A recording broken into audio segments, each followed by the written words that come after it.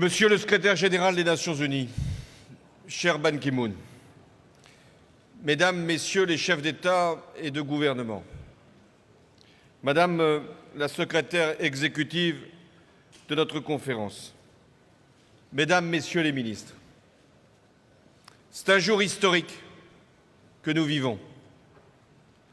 La France accueille 150 chefs d'État et de gouvernement, des milliers de délégués venus de tous les continents. Jamais une conférence n'avait accueilli autant d'autorités venues d'autant de pays. Mais jamais, je dis bien jamais, l'enjeu d'une réunion internationale n'avait été aussi élevé, car il s'agit de l'avenir de la planète, de l'avenir de la vie. Et pourtant, il y a 2 semaines, ici même à Paris, c'est la mort que semait un groupe de fanatiques dans les rues. Je veux ici vous exprimer la reconnaissance du peuple français pour toutes les marques de soutien, tous les messages, tous les signes d'amitié que nous avons reçus depuis le 13 novembre. Ces événements tragiques nous affligent, mais en même temps nous obligent. Ils nous forcent à nous concentrer sur l'essentiel. Votre présence soulève un immense espoir que nous n'avons pas le droit de décevoir, car ce sont des peuples et des milliards d'êtres humains qui ont le regard porté sur nous. Je n'oppose pas la lutte contre le terrorisme à la lutte contre le réchauffement climatique. Ce sont 2 grands défis mondiaux que nous devons relever, parce que nous devons laisser à nos enfants davantage qu'un monde libéré de la terreur. Nous leur devons une planète préservée des catastrophes, une planète viable. L'année que nous venons de vivre a été l'année de tous les records. Record de température, record de concentration de CO2, record du nombre d'événements climatiques extrêmes, sécheresse, inondations, cyclones, fonte des glaces, hausse du niveau de la mer, acidification des océans. Les victimes de ces phénomènes se comptent par millions et les dommages matériels par milliards. Aucun pays, aucune région n'est à l'abri des effets du dérèglement climatique. Mais comment accepter que ce soit les pays les plus pauvres, ceux qui émettent le moins de gaz à effet de serre, ceux qui sont les plus vulnérables, qui soient encore davantage touchés? C'est au nom de la justice climatique que je m'exprime aujourd'hui devant vous. C'est au nom de la justice climatique que nous devons agir. Prenons conscience de la gravité de la menace sur les équilibres du monde. Le réchauffement annonce des conflits comme la nuée porte l'orage. Il provoque des migrations qui jettent sur les routes plus de réfugiés que n'en génèrent les guerres. Des États risquent de ne plus pouvoir satisfaire les besoins vitaux de leur population, avec des risques de famine, d'exode rural ou d'affrontements pour accéder à ce bien de plus en plus rare qui s'appelle l'eau. Oui, ce qui est en cause avec cette conférence sur le climat, c'est la paix. Et pourtant, une espérance s'est levée avec la préparation de la COP 21.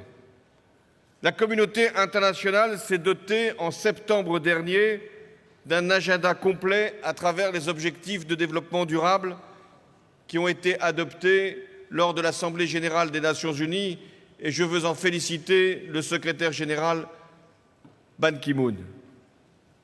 190 États, c'est-à-dire la quasi-totalité des pays de la planète ont formulé des plans d'action pour réduire les émissions de gaz à effet de serre et s'adapter au dérèglement climatique.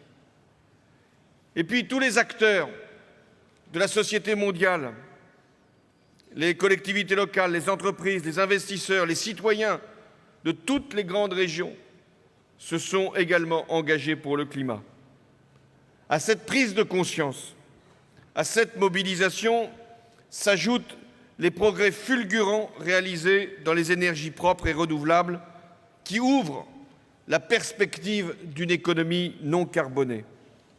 Alors, pour réussir cette conférence, la France a jeté toutes ses forces et mobilisé l'ensemble de son gouvernement, à commencer par le ministre des Affaires étrangères, Laurent Fabius, qui va présider cette conférence.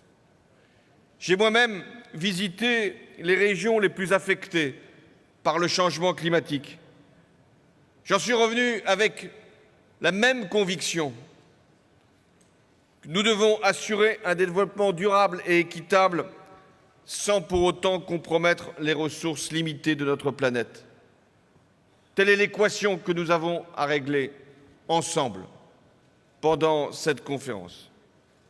J'ai voulu que les chefs d'État et de gouvernement du monde entier soient rassemblés dès le début de nos travaux, pour donner à cette conférence un souffle et une ambition à la hauteur de l'enjeu.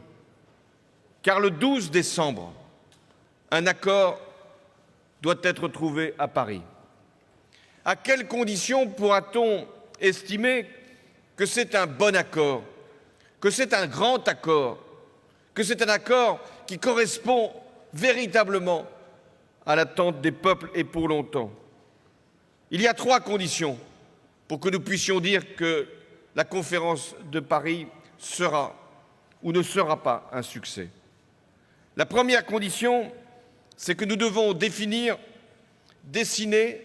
une trajectoire crédible permettant de contenir le réchauffement climatique en dessous des 2 degrés Celsius ou même 1,5 degré si c'est possible.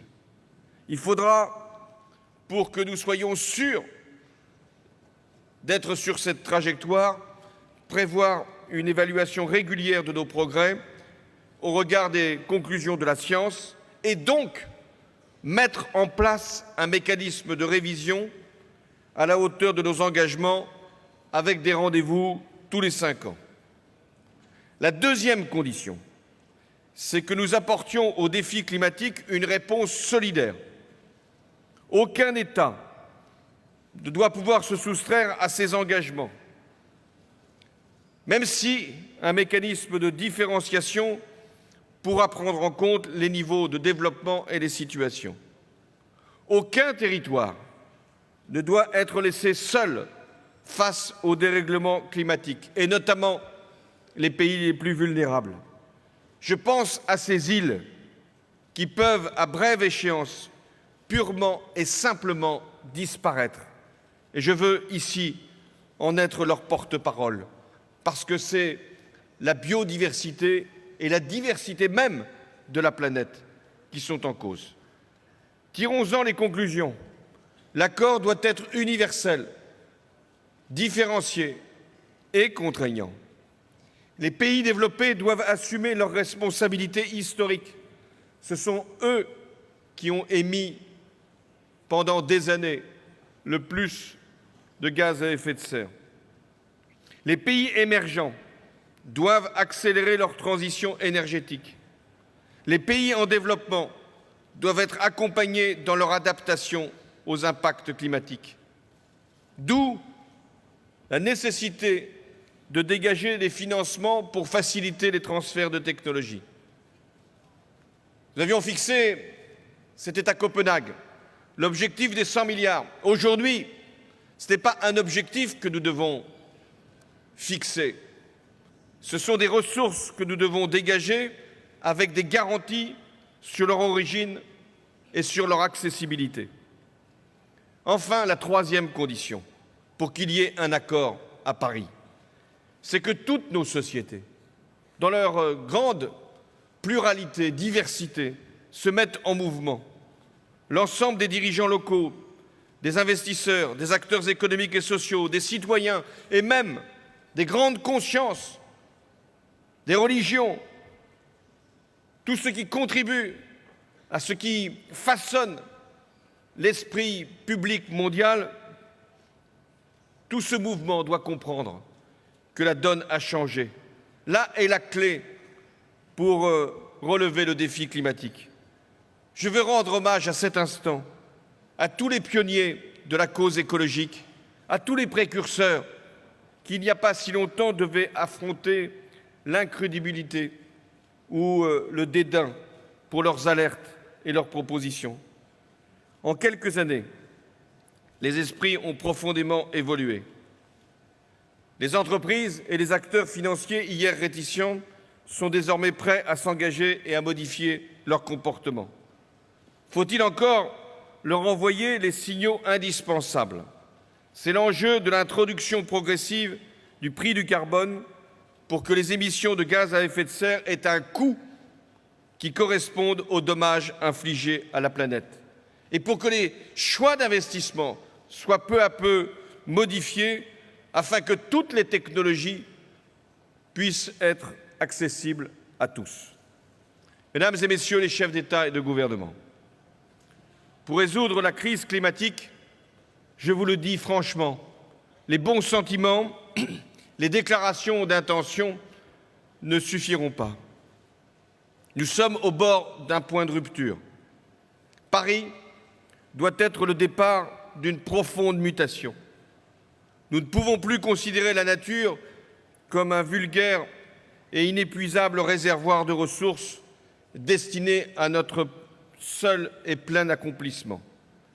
Cette transformation est à la fois une obligation morale et une opportunité mondiale, parce qu'elle nous ouvre des possibilités de développement avec des énergies renouvelables, des modes de transport propres, le recyclage des déchets, l'agroécologie, la préservation de la biodiversité, l'accès de tous aux biens publics mondiaux. Ainsi, en rendant l'électricité accessible à tous, et notamment en Afrique, c'est plus que la lumière qui sera apportée, c'est la connaissance, c'est l'éducation, c'est le développement. Nous sommes en ce premier jour de la conférence au pied du mur. Ce mur, il est fait de l'addition de nos égoïsmes, de nos appréhensions, de nos résignations. Ce mur, il est construit sur l'indifférence, l'insouciance, l'impuissance. Ce mur, il n'est pas infranchissable. Tout dépend de nous. Mesdames et Messieurs les chefs d'État et de gouvernement, sur vos épaules repose l'espoir de toute l'humanité. Je mesure, moi-même, dans la tâche que j'accomplis, combien combiner l'impératif de l'urgence avec ce qu'elle implique, y compris avec les événements tragiques, et les choix du long terme. Oui, cet équilibre n'est pas facile à trouver, mais là encore, il nous oblige.